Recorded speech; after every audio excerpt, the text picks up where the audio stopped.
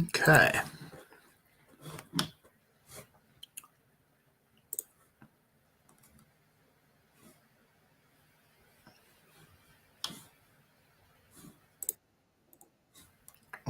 Looks like everything is set, I think.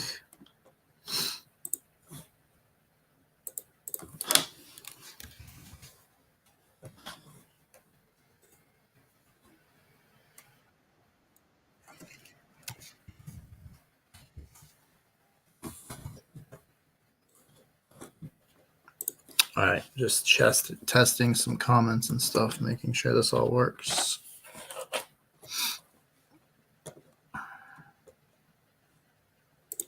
Hey, how you doing?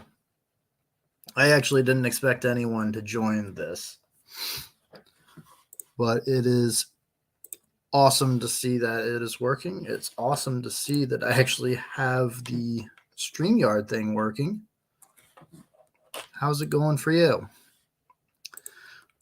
I figured I would talk about what I've been reading and what I'm going to read just as a test stream.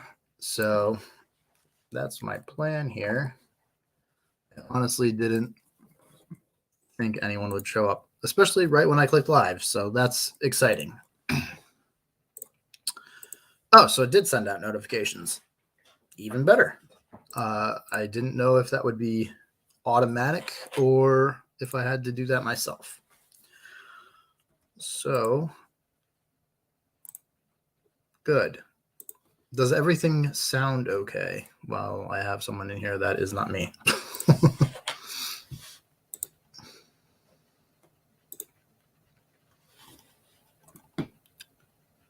Do need to figure something out about this mouse because I know my mic picks up the clicks, and that sucks.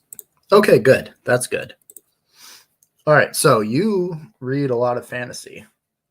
The book series I've been reading lately is the Peter McLean one. Have you read this? My camera, I need to remember which way to go. The War for the Rose Throne series. That's the fourth book, and I've read 3 of them in a week. So, pretty addictive shit, I must say. Oh, we got another one. Sword Ablaze. Hello.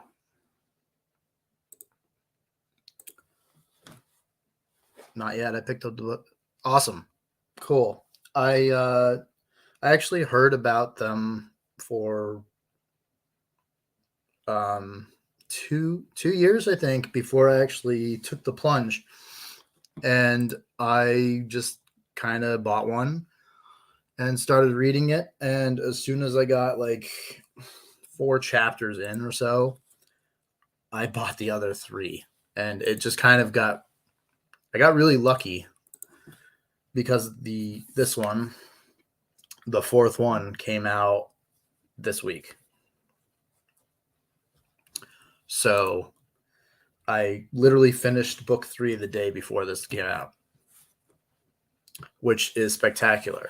I'm not usually someone who waits for a full series to finish before I buy and read it, but it just worked out that way. So I got to binge read the whole series with 0 breaks in between, which is how I prefer to read a series.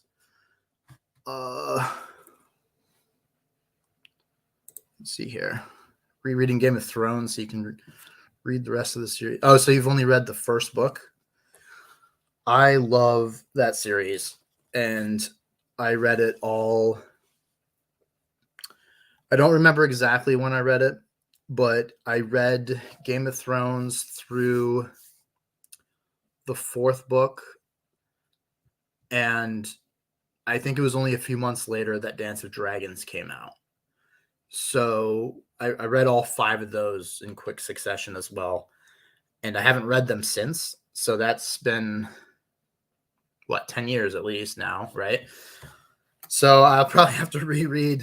I don't know if I'll do a full series reread when book 6 comes out, if book 6 comes out, but I'll at least have to reread the 5th book because that there's no way you can remember all that. It's such a crazy, in-depth series. I don't think I could just jump back in, especially because the show, like you could theoretically say, well, you saw the show, but there's such a big, huge difference there.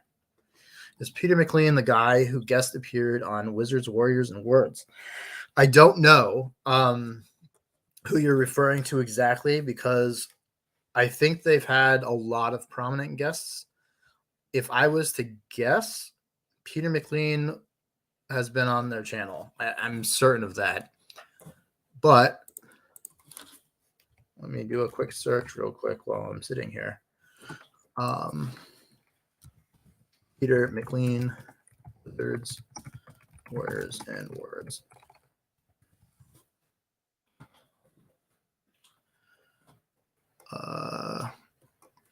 Well, I looked it up. I'm not finding him immediately, so maybe not.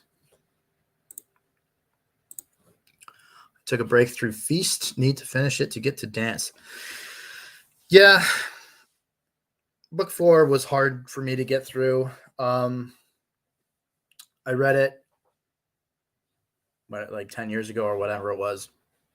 And I had no idea that there was a change in how Martin wrote it.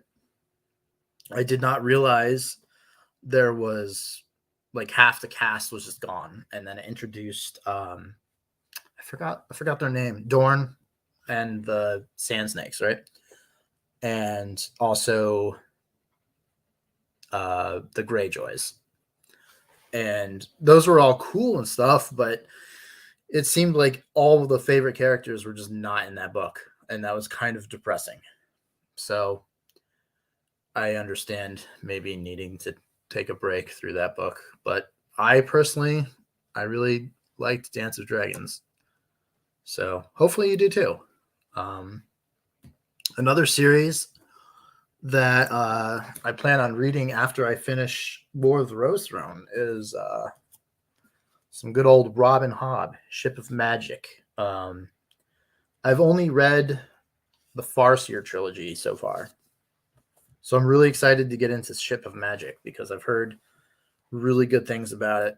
And I also know it's third person, which I prefer. That was the big reason why I didn't read the first trilogy for the longest time, was I knew it was first person, but I shouldn't have worried about that. I have this thing that I put on my laptop to block the glare from this light, and sometimes it slides into view of the camera, as you can see there. But if I don't put it up there, then there's too much glare, unfortunately. Oops. So that's why that is there. You want to read the Robin Hobb books? Have you read any Robin Hobb yet? That is a good question.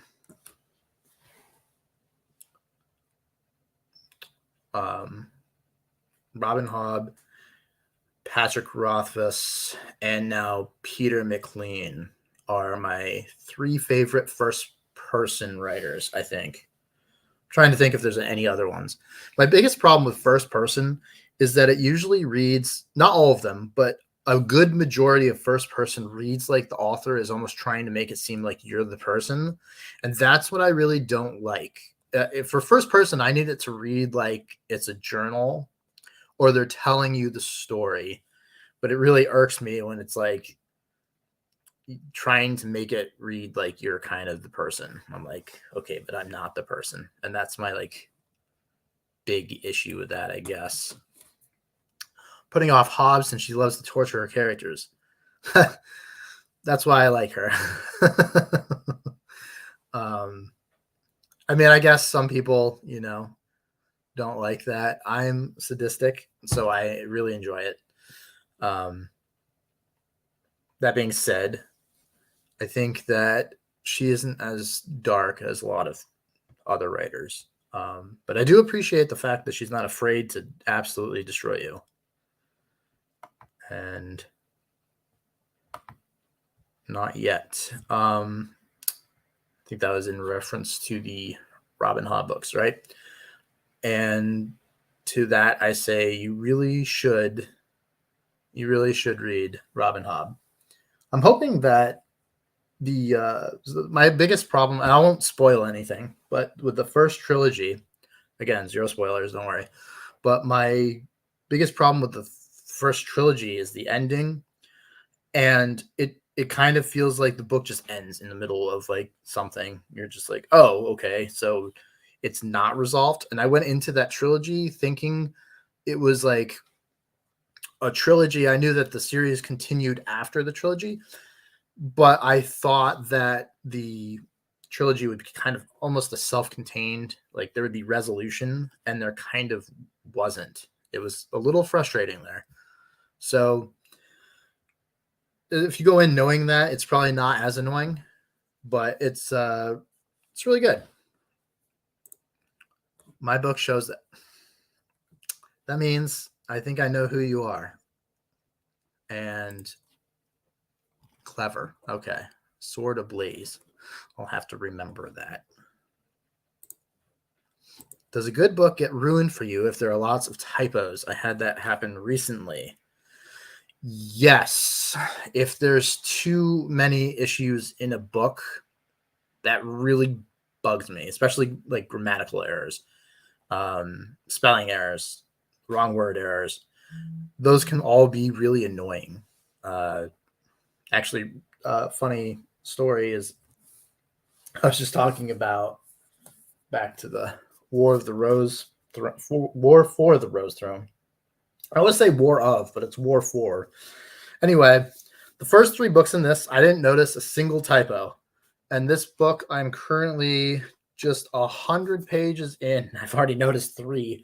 And while I can't say that 3 typos are enough to like dock any points from a book, it's been enough where I'm like, oh my God, what happened? But every book in that series so far has been 5-star read for me. So I'm anticipating the same. Bit of a slower start for the last book in the series. It's kind of done a lot of recapping, which is fine, especially if you had to wait for it to come out. But since I've been binge reading it, it's kind of annoying. But yes, typos in books are super annoying. And I hate to differentiate between traditional and indie. I will say that in traditional publishing, you will find a ton of error still. But in indie, if you do, there's a lot of people that don't get their book edited. And if you don't get it edited, you can tell immediately. And that will completely throw me out of the book. All right. Another book. Speaking of indie books, another book on my TBR is In the Orbit of Sirens by T.A. Bruno, which is an indie book. An indie sci-fi book. And I am super excited to read that. I've heard a lot of good things about it, and it sounds really interesting. And also, this book, the interior of it, let's see if I can find it. All right. Here's a good. They have like these full art images in here, which is really cool.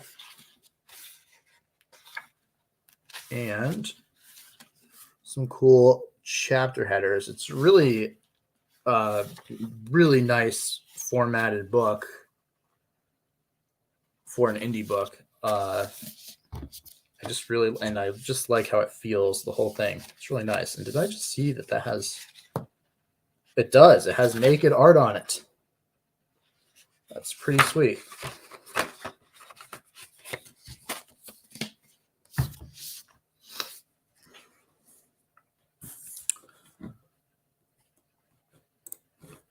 Planning more indie books, traditional books, or any for my TBR.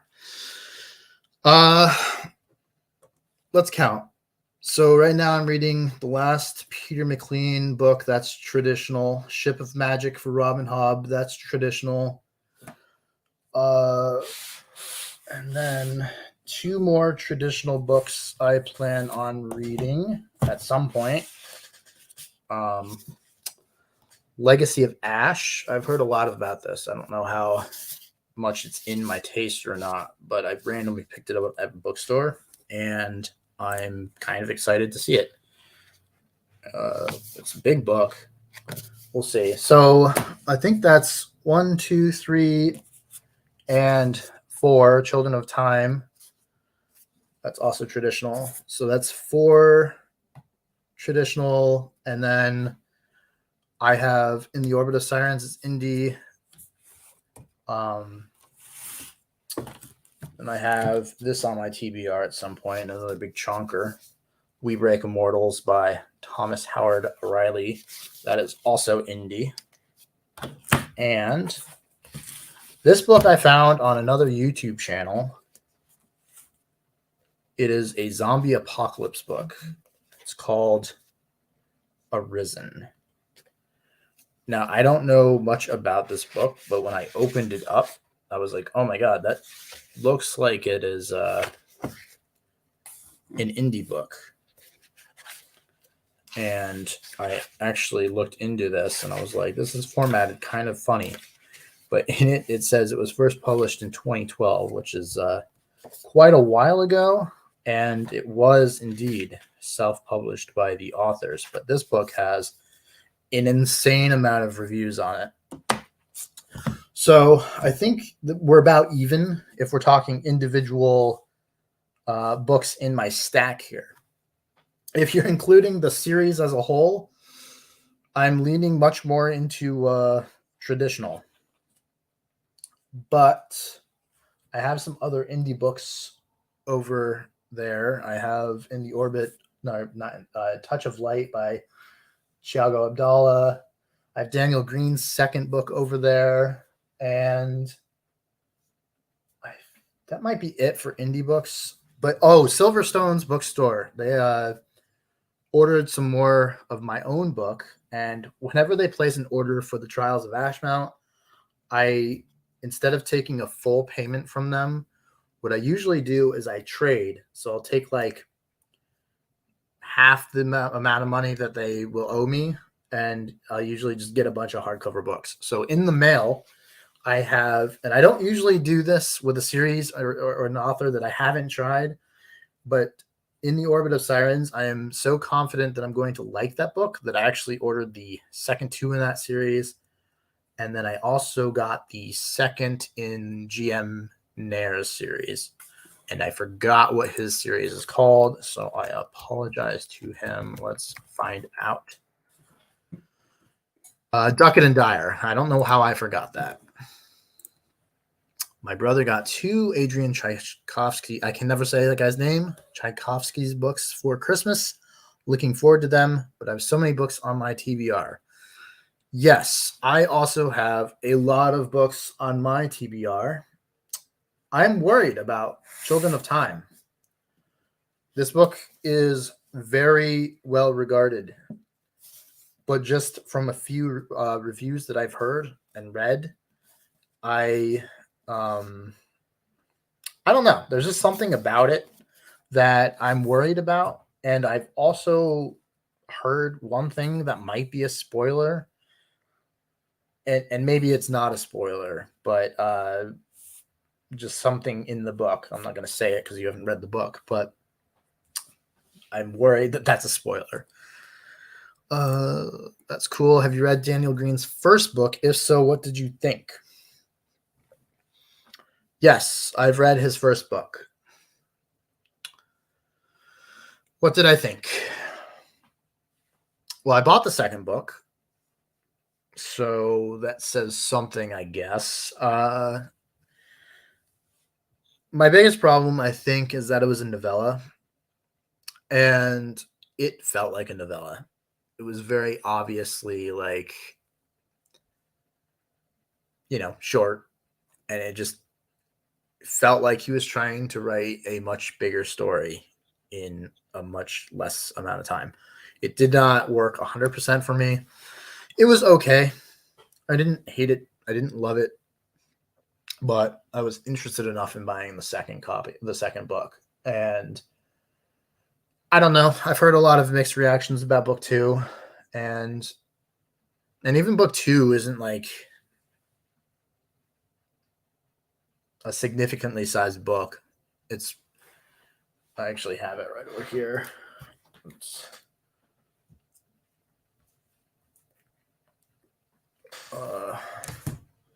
So this is the second book, but it might look like a decent sized book, but the words are not all that small, and it's 300.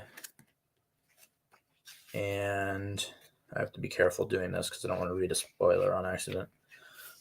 362 pages, but like I said, the words are just not big, so I don't think or not small, so it won't be a super long read, I don't think. Does Silverstones have autographed hardcovers of Trials? What a loaded question. There is a lot to go over with signed copies of the Trials of Ashmount. Some of which I can say, some of which I can't say. But I don't know if I'm allowed to say this, but if not, I'm sorry. Yes, they will have them. I sent a box earlier this week of 5 signed copies, I think. Speaking of the hardcover, I have it right here because I had it for a YouTube video I was filming. Not a YouTube video, a video for Dom at why can't I remember his channel? I watch it all the time. See, I forget people's channels because I don't pay attention to them. But this is the naked hardcover, which looks so cool, I have to say. But yes, signed covers are on the way. I mailed them on, I want to say Monday. And so I'm actually surprised he didn't get them today. So he might get them tomorrow.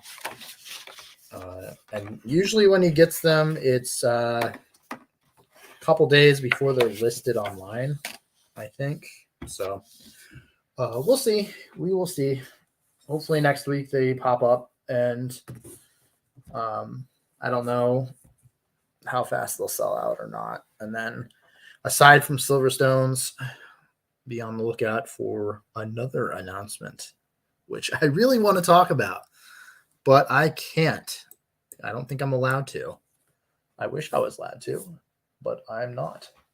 All right, what other books are in my stack that I'm not necessarily going to read anytime soon, but I plan to? I think I mentioned this earlier, Touch of Light. Thiago seems like such a cool dude, and I really know nothing about his book. I've heard people say that it is kind of a confusing, no offense to the author. I've just heard that it's very confusing in the beginning. Some people like that. Some people don't like that. Myself, I tend to find confusing books difficult to read.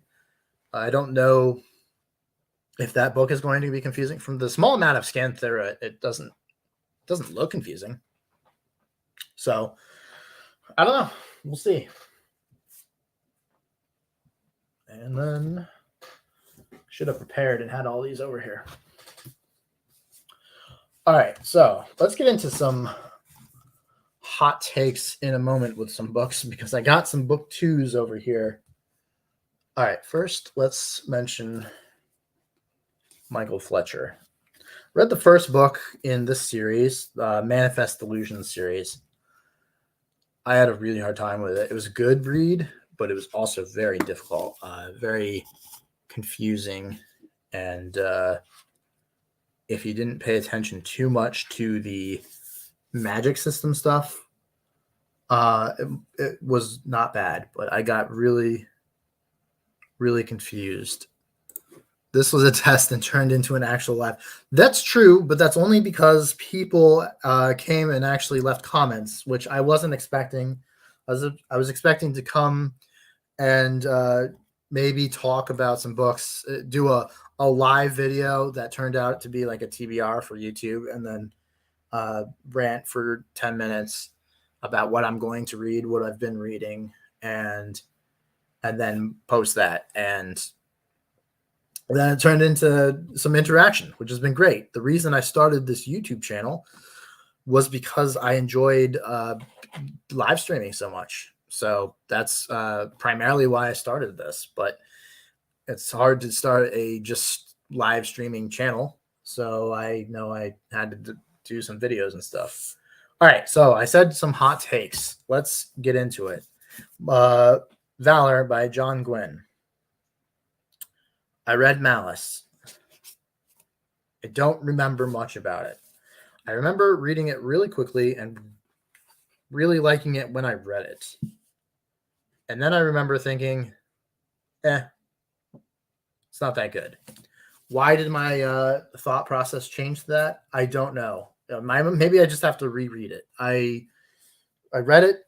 I remember liking it a lot. And then I remember transitioning and just not liking it. And I don't really know why. I don't know, but that series gets a lot of praise, so I really should try and read it more, I guess. Although people do like a lot of books that I don't like, so. But I do like the writing style of John Gwynne. I just need to start over maybe because I don't remember anything about it. All right, this is a book that I never hear anyone talk about. And, well, this one specifically is called A Blight of Black Wings. I haven't read this book yet, but it's the second in a series called The Seven Kennings, I think. Yeah, The Seven Kennings. The first one is, what's the first one called? Actually, we were talking about A Plague of Giants. That's what the first one's called. It's by Kevin Hearn. We were talking about first person writing earlier, and Kevin Hearn is another one that writes first person really well, and I typically don't like. But the basic premise of A Plague of Giants is that it's like a bard telling a story to a group of people, and while he's telling the story, he shapeshifts into the different characters of the story, and then he tells the story from their like point of view. It's kind of interesting. And then I think it goes into third person when you actually go into the different stories. It's been so long since I've read that book too. I don't remember. But yeah, that's been on my TBR for a really long time. Kevin Hearn did the Iron Druid Chronicles, right? Yes, he did. I never read them. I think they're urban fantasy, though, if I'm remembering correctly. And if that's the case, that's why I haven't read them. I'm not really an urban fantasy fan. I think the one exception to that is Harry Potter. And if I didn't read Harry Potter when I was a child, would I read it now? I don't think so. And that would be unfortunate, I think, because I was a big fan. I'm still a big fan of that series. Actually, one second. I got them right here.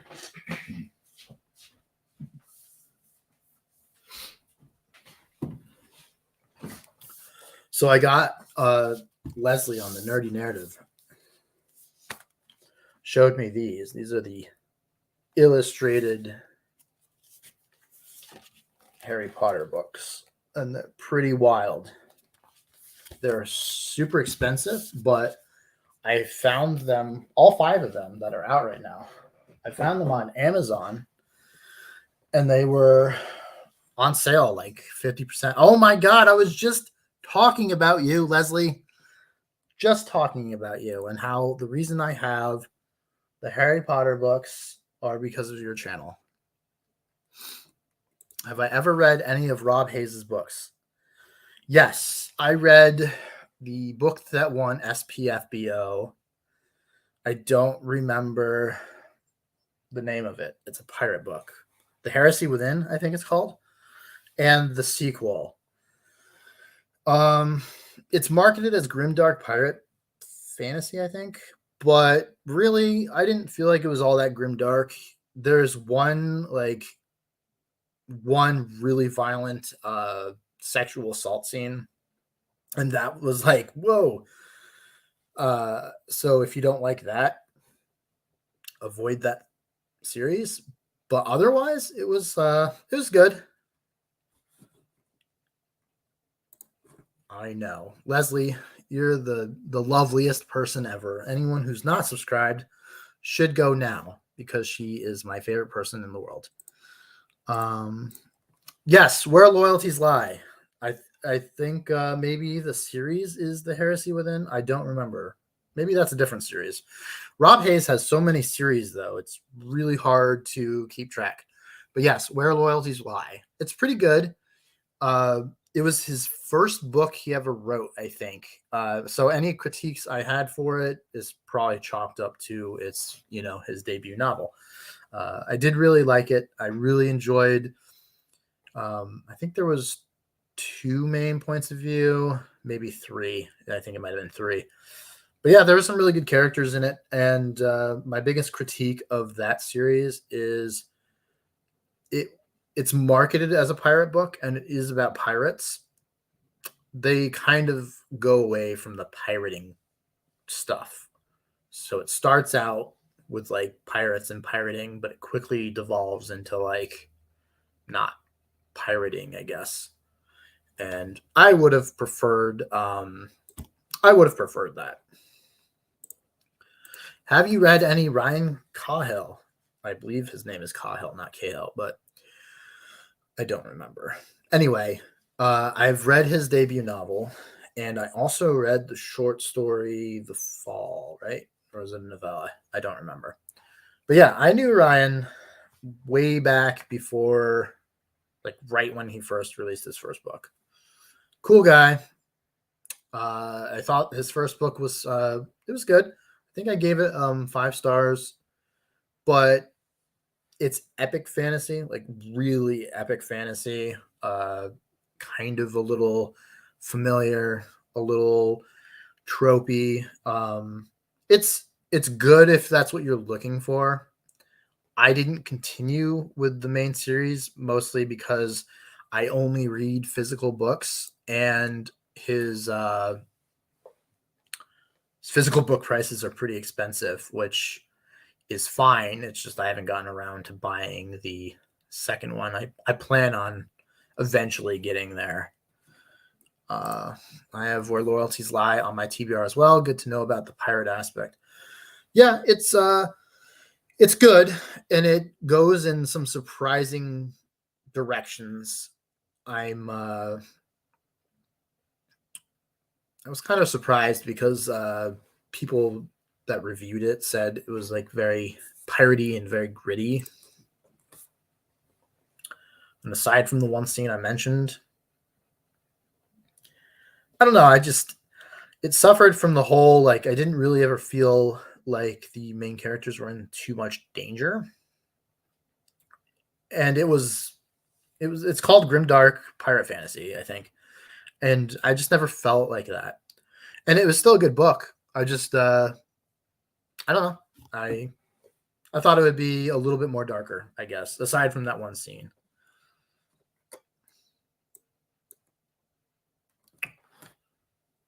And speaking, actually, going back to Ryan, have you guys seen the physical book of number 3? That thing is massive. I think it was like 1,400 pages. I can't believe that. It was over 300,000 words, I think. Madness. Both of my books that I've written are half that size. More than half that size, because I think it was closer to 400,000. And the Trials of Ashmount was only 140,000. And the sequel is 150,000. And I got bored of writing both of those books. So I can't imagine trying to write a 400,000 page book. I don't think I could. Just knowing how much the editing would take in a book that size, it's crazy. He said he wanted to publish it as 2 books, but couldn't. I've not heard him say that. And if that's true, which I'm not doubting you, that's surprising. And I don't understand why he couldn't publish it as 2 books. Maybe there wasn't a good place to break it in half. I don't know. But 1,400 pages, that's a weapon. Yeah, you should see on Twitter at least. I don't know where else the picture is, but I think Ryan shared a picture of the 3rd book sitting next to the 2nd book. And the 2nd book is a decent amount sized, like a decent amount bigger than the 1st book, I think. I have the 1st book. I don't have it up here, but I'm trying to find a book that might be similar in size and really seeing one that like matches it. But the 2nd book looks a decent amount bigger than the 1st one, and then the 3rd one is just double that. It's insane. It looks crazy. The price would have to be high on paperback just because of printing costs. Yeah. The 3rd book is very expensive. I don't remember how much it is. And actually, I don't think the paperback is out yet. I think it's just the hardcover. Something happened with his paperback. I don't know if it was a formatting thing. I don't know. I saw a tweet that said something around the lines of it's coming and I'm sorry for the delay, but I don't really know what happened there. But yeah, I can't imagine the cost. The cost of the Trials of Ashmount to print a paperback copy, which is 140,000 words. So 140,000 doubled would be 280,000 with another 120,000. So give or take a couple, like, I don't know, 30, 40,000 words. Ryan's 3rd book is 3 times the amount of words as Trials, roughly. And the paperback version of Trials cost me $9.90, I think, to print a copy, something like that. The cost of paper is absurd. And so, unfortunately, I wasn't able to. Originally, I wanted to price Trials so that I could lower the price for. Well, I'm blanking on the word right now, but so companies could buy it at cost and then sell it, so bookstores could stock it. Essentially, is what I'm getting at. And in order to do that, I would have to have the retail price of the Trials of Ashmount be set at, I think it was like $28 for the paperback. And I was like, what? So I didn't enable that option because I didn't want to try and extort people. And who the hell is going to buy a paperback at $28? All right. So let's see where we're at here. Amazon is only showing the Kindle book at the moment. Okay. I thought his hardcover was out, but maybe not. I've seen so many tweets about Ryan's book, though, the last couple weeks. It's hard to keep straight what is actually happening because between the broken bindings posts on his special editions, the release of his 3rd book, and then the whatever's happening with his paperback issues, I'm like inundated with a whole bunch of different news. So I don't really know what's going on. I thought the hardcover was out, but apparently not.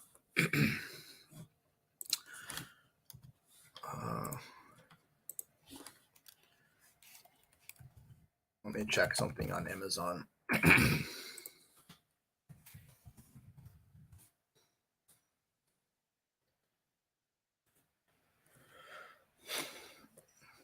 So Of Blood and Fire is $20 paperback.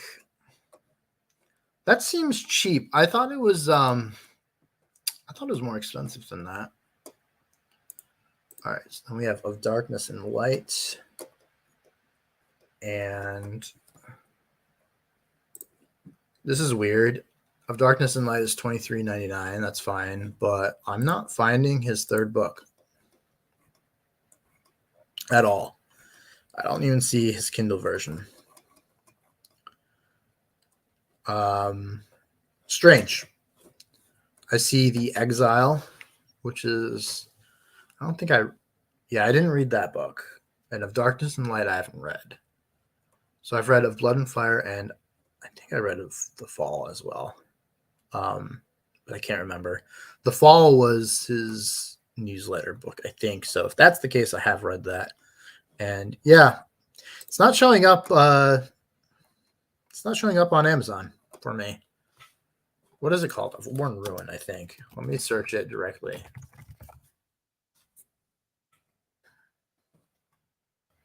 There it is. That's weird. I even clicked on his author name and it wasn't showing up. So the third book is just Kindle, $4.99. I really thought his hardcover was out.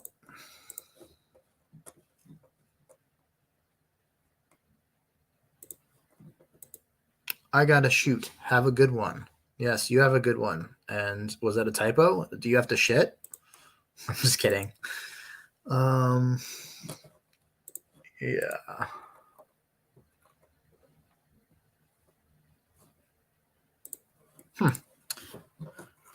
I don't understand why that book wasn't popping up on Amazon unless I directly searched for it. But holy crap, talk about jealousy. His book has 3,351 ratings on Amazon. That's hard to pull off on Amazon. Goodreads, I can't even imagine what he has on Goodreads. It's a lot easier to get ratings and reviews there for some reason. But that's crazy. What is the most grimdark book in your opinion? Most grimdark book I've ever read. There's zero contest here. And that would be what's that book called? The first book in Michael Fletcher's Manifest Delusions book. I don't remember what it's called. I don't know why. It's right here. Not that book, but the second book is.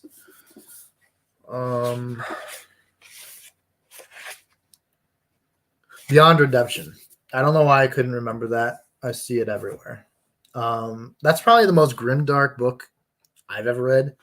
I think if you're talking about just gross, horrible, disgusting, brutal violence, it's probably that one.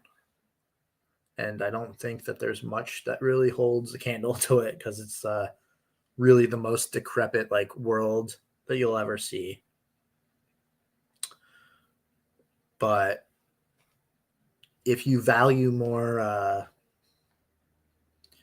so that's the most grimdark world and content and grossness, but the story to me was a bit confusing. Maybe it's all the German that's in it. I don't know.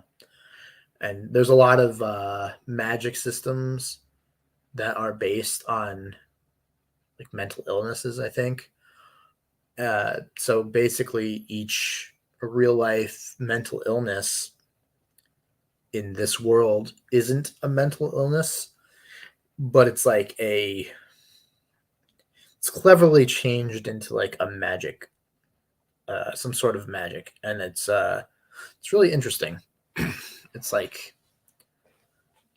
multiple personality disorder in the book means that you can that you have a split your person into multiple people. It's kind of interesting, and it's really hard for me to explain because A, I was confused when I read it, but B,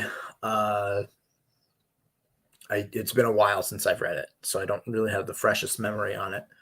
But it was pretty interesting. It was an intriguing world. But let's change the question a little bit to what is my favorite grimdark book?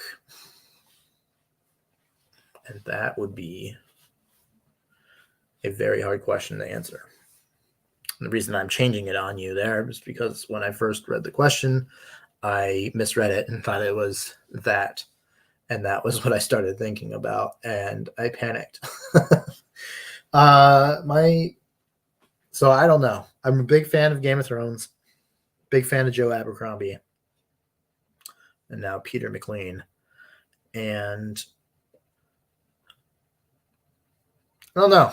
There's something about the George R.R. Martin books that I really, really like. It's strange because Joe Abercrombie is my favorite author, but I think A Game of Thrones, the series, might be my favorite series. I know that might not make the most sense, but it is what it is. All right. Actually, speaking of grimdark, if you want, I think you already said that you were going to buy the Peter McLean books, and those books have some really like gut-wrenching moments, I feel like, where you're just like, oof. Martin's prose is really good. It's hard to set down. Yes, I agree. I'm not usually a prose guy. In fact, I'd say I'd actively disliked a lot of books that people praised because of prose. Like, what's a good example? Lord of the Rings. I can't stand Tolkien's writing. And a lot of people think that his prose is fantastic. And I fucking hate it. But yeah, usually when someone says this book's prose is like fantastic, I automatically assume I'm gonna hate that book, and so I don't read it without further research. But Martin's prose is really good, and I like the way he writes. Actually, Patrick Rothfuss, I was also a big fan of his prose too. I'm not usually someone that likes, I'm gonna say flowery writing, but that might be inaccurate. But Rothfuss, something about Rothfuss, it like isn't annoying to me. But I don't know. Actually, going back to this question, what is your most grimdark book that you think that you've read? I'm curious because I'm always looking for more grimdark books. Not a fan of Tolkien either. Martin adds a few archaic words here and there to keep it interesting, but not annoying. Yeah, I agree. I think that my complaint, my only real significant, actually, it's a big complaint of Martin's, is some of his naming is really annoying and fucking stupid. I get that it's rooted in history, and so he purposely has multiple people named like the same or similar names, but it's so annoying. I can't stand it. It's like, here's Bert the second, here's Bert the third, here's Bert the fourth, and his cousin Bert, and you're like, why? This is so unnecessary. But also, to be fair to Martin, his world has so many families and characters that at one point or another, it's like, I'm never actually going to use this character, so why should I spend the time making a really complex name, I guess. I don't know. But in terms of Tolkien, I'm actually going to be making a video sometime. I've been holding back on that video because I know it's going to piss a lot of people off. And it's going to be the Holy Trinity of Fantasy. And it's going to be what I consider the three major pillars of what people are fans of and how I hate all three of them. So that'll be fun. Gunmetal God series is really good. Zamir That's a meal, right? I can't remember. Was my gateway into indie authors. Oh, that's cool. I haven't read anything by him. I've heard a lot of stuff about his books. I don't know why. I just haven't tried it. Well, here's my concern, actually. I believe he writes Asian, is it Asian inspired fantasy or Middle Eastern? And my concern about that is I often struggle when fantasy is based off like a culture. So if you have like Asian inspired fantasy, then you have like Asian inspired names and maybe Asian inspired gods and goddesses and mythology. And I'm just saying Asian right now as an example. You could say that with Middle Eastern. You could say that with Egyptian. You could say that with almost anything. And typically I'm like, I'm going to struggle through that. Death Riders is a prequel novella that is pretty grimdark.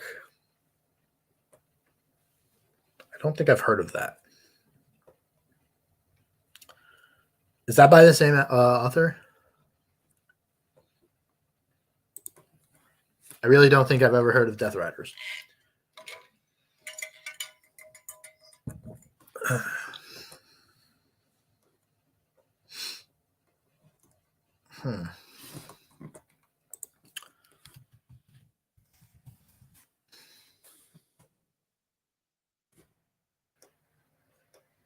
Oh, of course, I looked it up and didn't get anything familiar in book.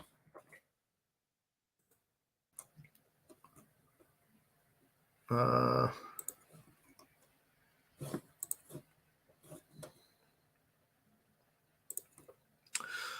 main protagonist in Gunmetal Gods is it Kiva? I don't know. And the antagonist is Micah. And yes, same author. Okay. Cool. Names aren't difficult at all. So that's good. That's one of the things that typically scares me away from those things, because one of my biggest pet peeves in books are names that I can't pronounce, and I guess doesn't really matter that much because I'm not actually saying it out loud. But if I can't read it, it always kind of stumbles me while I'm reading. It takes me out of the story because I sit there trying to figure it out, and then I can never figure out how to actually say it, and that irks me. So that is kind of a major reason for a lot of these books that I haven't read. Strange thing, actually, I can go to Amazon and look in the preview for a random book, and I can typically scan through, and if I see like a bunch of weird names, I'm like, oh yeah, that's not a book for me. And I've actually tried it before, and I've bought a couple books like that. I was stubborn, and I was like, I'll like it, and I was like, no, I don't like it. Kind of pictured Dothraki while I was reading it, even though it's not his intention. I think that's a common issue with books in general, is once you have a visual of maybe like a mounted desert rider, you're always going to kind of picture that desert rider. I think nowadays, whenever I hear some very basic descriptions of physical characteristics for whatever character, I always like picture the same 4 people in my head now. And it's kind of annoying, but you hear nerd or nerdy or whatever, and then you think like, oh, Harry Potter or whoever you have in your head. I don't know, but I also don't feel like I picture all that much stuff in my head when I'm reading either. Let's see here. I had something I was going to check for this discussion, and totally forgot what it was. So I won't worry about it, I guess, unless it pops back into my head. But yeah, that's annoying. Is speaking of Gunmetal Gods, is that first person?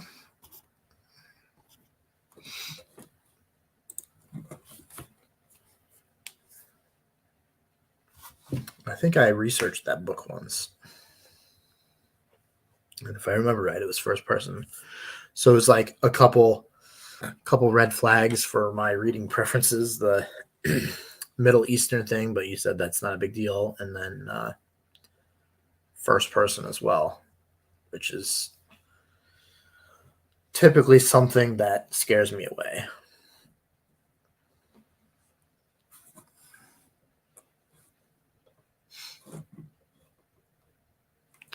Wow, we've been going for almost an hour. It is first person. Okay. Well, I might give it a shot at some point. He seems like a good dude, and he gets a lot of praise for the books and stuff. So I'll consider it.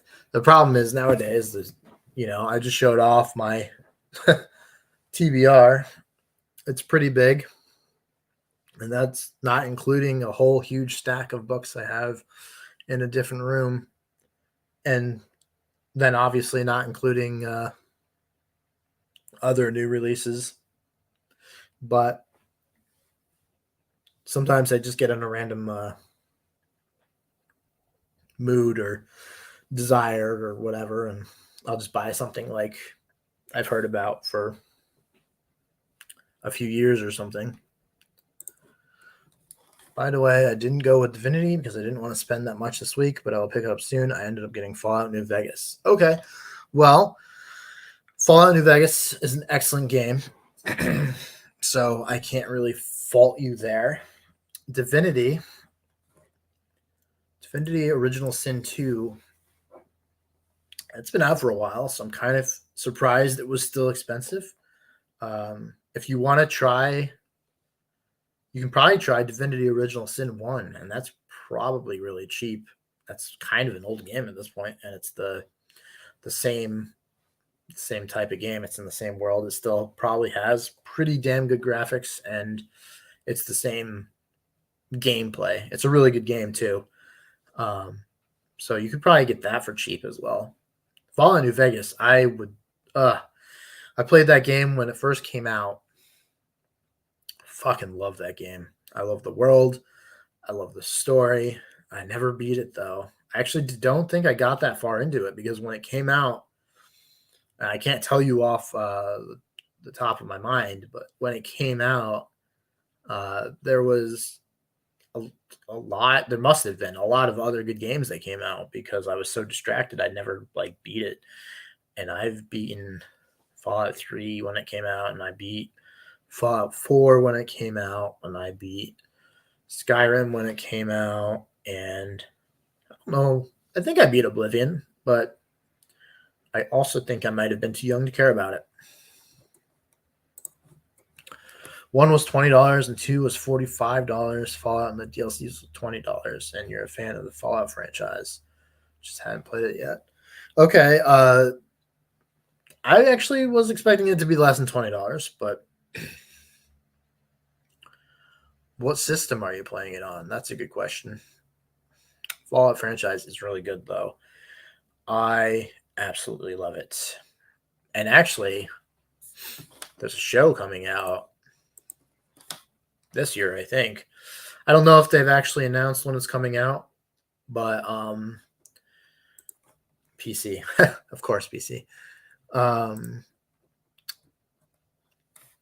Yeah, I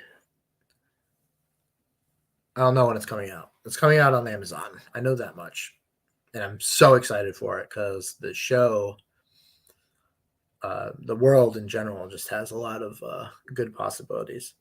Anyway, yeah, I laughed at PC. Not to not to disrespect you, but I can't stand PC for two reasons. This might be from when I was younger, but when I was younger and we had PC games, we didn't really know any better back then about like system requirements and all that. So I used to buy a bunch of games and none of them would ever work. And I think that just over time really soured my opinion on it. I still play PC games, but if I can ever avoid playing it on the PC, I generally do, except for very specific types of games like RTS games or like Diablo. I don't want to play that on a console. But yes, the Fallout TV show. I think Walton Goggins is cast as a ghoul. That's what they're called. He's such a good actor too. Fallen Mist. Hello. Speaking of Amazon, have you watched Legend of Vox? Is it Machina? Machina? Machina, I think, right? I haven't. And if I remember correctly, I think that's an anime, right? Or a cartoon. I know I've seen that before somewhere. I haven't watched it, but I'm pretty sure I saw it. I've seen it advertised before, maybe, and I know people have talked about it before. But I think it's a cartoon or an anime. Walton Goggins is one of my favorite actors at the moment. I'll watch pretty much anything with him in it. He's amazing. He's so versatile, and you're right. He's one of the best ones. I love him. He's fantastic at everything. I can't say I love everything he's in, but it's never his fault, right? Whatever role he's in is spectacular. A cartoon based on a D&D campaign. That's right, but it's pretty dark and adult. Okay, yes, that's why I've heard about it. I knew there was a reason, and it's got to be because D&D, and that is awesome. My only problem is 99% of the time, I strongly struggle with cartoons and anime. There's been a couple I've watched that I didn't mind. BoJack Horseman was one of the shows I really liked. Not like grimdark, but certainly more adult than you'd think it would be. That's cool. I don't for TV shows and movies. I don't necessarily need them to be grimdark. I do like them to have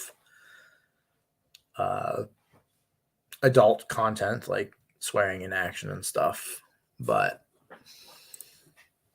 I'm the same as far as not liking animation. Yeah, there's something about the visual like drawn quality to it that typically really turns me off.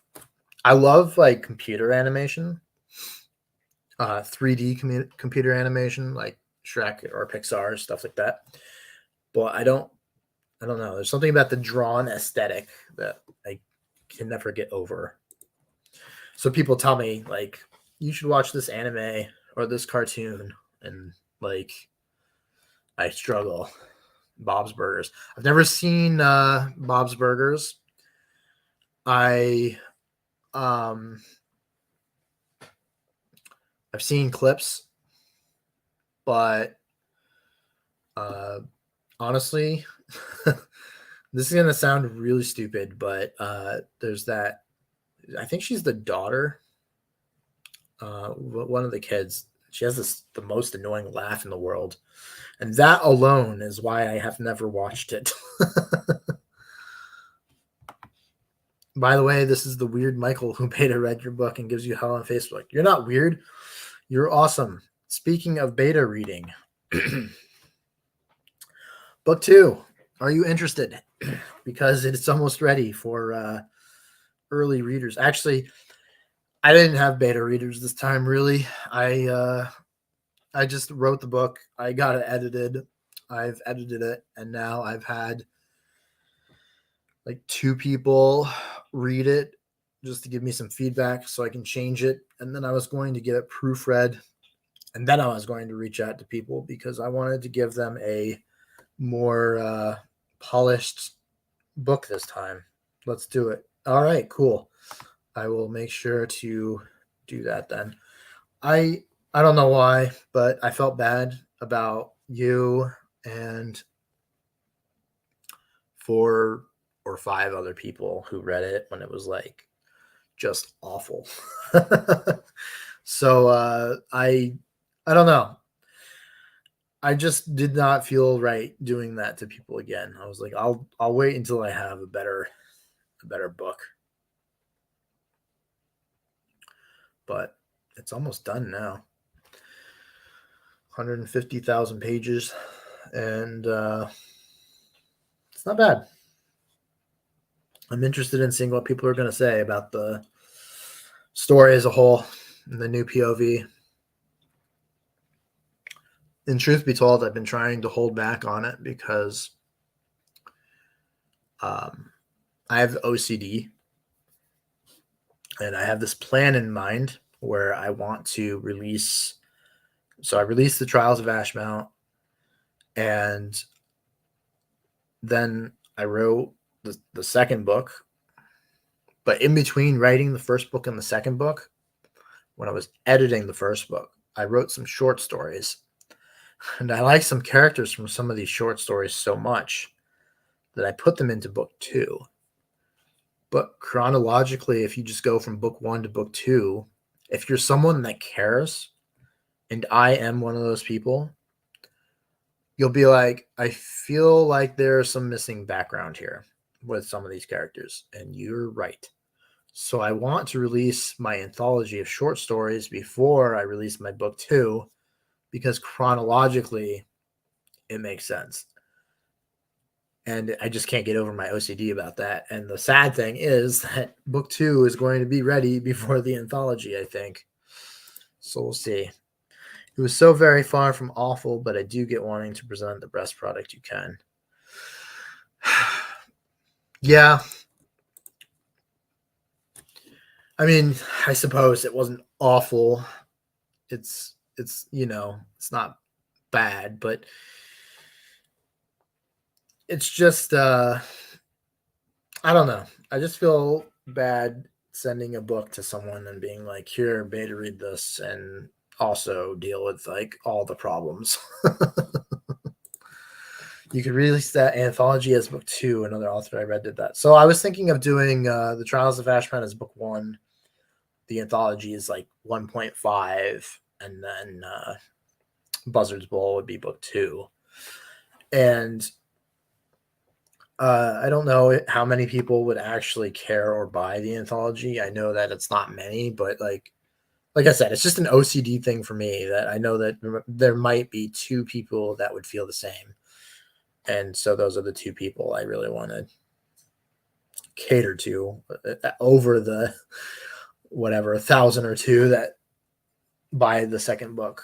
The first book is at, I don't know, 2,100 sales now, 2,200.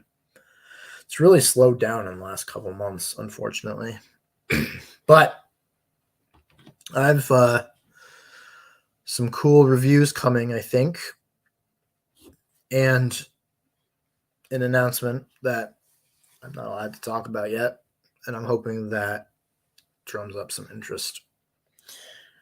But yeah, I guess I could release the anthology as book 2, but I don't want people to feel tricked. Like, oh my god, this is not a book, this is an anthology. So I'd be worried about that. But we'll see. Nothing to pump up those sales like releasing another book. I have heard that, but the funny thing is, I've talked to a few authors on Twitter. Admittedly, they were both traditionally published, so it might be different. But they said that releasing book 2 didn't really seem to affect book 1 sales. They did say that finishing the series boosted first book sales a lot. But again, they were traditionally published, and it might be different for indie. And it also just might be them on a case by case basis. Everyone's different, so could very well change. I've also heard on Facebook in a group somewhere and I don't remember where, and I don't remember who said it, but I do remember people saying that were authors that releasing book 2 created a big increase in sales. So it's possible, I suppose. I'm hoping that this year I release the anthology, book 2. I'm trying to be really ambitious and get book 3 done by the end of the year and released. I don't think that's possible, though. As far as boosting sales of the release, that's where the promo stacking comes in. Really push that first book hard again. Yeah, that'd be nice. It's permanently at 99 cents at the moment, so I might do a free promotion when book 2 comes out again, but we'll see. I did actually just do a new wave of books to reviewers who are interested. So hopefully that helps. Most book ones end up selling like 50 copies, so you're already well ahead of the curve. Well, that's, I've been really lucky and fortunate, and I think that early reviews I got, well, first of all, I was in the SPFBO, and while I didn't do well, I was caught with a really good review, so that helped, and that review got 2 people, one from Grimdark Magazine and one from I think it's called Fanfi Addict. So I got reviews posted on both those sites, and they're pretty prominent. So I think that was what really helped boost me up. And then I sent a whole ton of copies to other reviewers and YouTubers and shit. And let me tell you, that was expensive. I got a lot of exposure out of it, but I have not even come close to making money. And smart. Don't forget that part. You've made good decisions about how to get the word out there. All right. Well, I don't know if I've made good decisions or if I've just spent a lot of money sending copies out. But yes, I have kind of just blown the books out to whoever was interested. And I think that having that constant, usually when you send a book to a reviewer, you get a post when they get it. So they'll do like, oh my God, look what just came in the mail post. Or they'll do a video, an unboxing video, so that you get that. And then sometimes they'll post, I'm now starting this book. So that's another post. And then you get the review. And if they like it, sometimes you get like another couple mentions somewhere. And that's really cool. So it kind of keeps your name out there. But it is definitely a hefty investment. And yeah, like you said, not going to make back 11K plus cost to ship out copies anytime soon, but you hopefully have a lot of people eagerly awaiting book 2. Yeah, and the good thing is book 2 costs a hell of a lot less than book 1. Let's spitball it real quick. So you're right. Book 1 cost around $11,000. Probably more if we're including like permanent cost stuff. Like I bought a yearly subscription to Microsoft Word, a lifetime subscription to Pro Writing Aid. These are services that I didn't add into the cost of the book. But if you add in all of that and marketing costs, it's probably, $12,000, $13,000. But book two is going to cost less than half of that, I think. I spent $2,000 on the cover art. I spent what else did I spend? $2,000 on the cover art. I did editing, which was like $1,800, I think. And then I spent I think proofreading is going to be $800. I don't know. Anyway, it's like $4,000 or $5,000. So I can't really complain. It's a lot cheaper. And then, of course, marketing.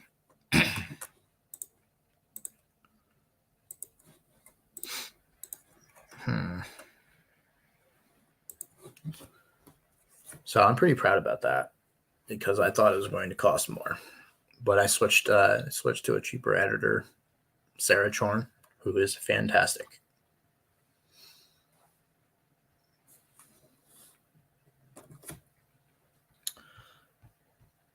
All right. Well, I'm going to wrap this up. So if there's any last comments or questions about anything, get those in a minute. Been on here for an hour and 15 minutes, surprisingly, on my first live stream. I'm really shocked by that. I didn't expect anyone to show up. So it was good. Thanks, people, for showing up. I thought this was going to be a 10-minute test for settings and stuff, but it seems like it worked out well and people showed up, and that is both awesome and surprising. Cheers. Yes, cheers to you as well. I enjoyed this. Have a good evening. Yes, I did as well. I will definitely do more of these for sure. This is the reason why I started this channel after all. Hopefully next time, maybe we'll have some hot takes discussion stuff. We'll figure it out. And actually, I have had a few people interested in coming on live streams too. So maybe I'll start reaching out and talking to people about coming on, and we'll figure out some topics to talk about. That'd be cool. I'm at work and have nothing better to do. Yeah, I forget that you have that night job where you have all the free time in the world. Alrighty, well, it's been fun, but I'm going to get off of here. I thank you guys for showing up, and hopefully we can do this again sometime. Have a good night, everyone. Bye.